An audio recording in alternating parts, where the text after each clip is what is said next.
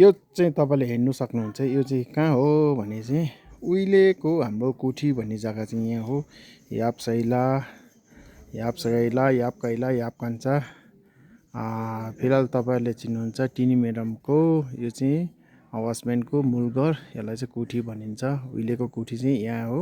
तपाईँले हेर्नु सक्नुहुन्छ। यसको अलिकति म तपाईँलाई भिडियो गरेर देखाउन चाहन्छु आजको दिनको के रहेछ भने। यो चाहिँ पहिला कुठी चाहिँ तपाईँले हेर्नु सक्नुहुन्छ। हेर्नुहोस् तपाईँले यहीँबाट अघि मैले अगाडिपट्टि खिचेको। अब यो अलिक साइडबाट खिचेको यस्तो खालको चाहिँ कुठी चाहिँ।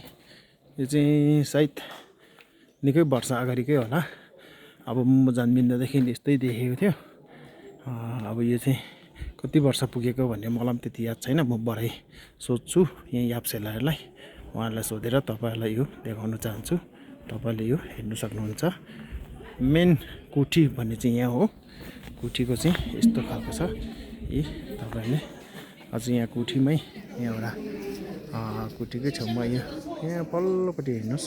तपाईँले यहाँनिर छितेन झसेर च्याउँछु छितेन भनेर यहाँ छितेनको आज राम्ने भइरहेको छ। तपाईँले हेर्नु सक्नुहुन्छ। यो हो छितेन चाहिँ। यहाँ चाहिँ हाम्रो यहाँ आज्ञा पेन्डो दुईजना जिल्ला म्याडमहरू आउनु भएको छ। तपाईँले हेर्नु सक्नुहुन्छ।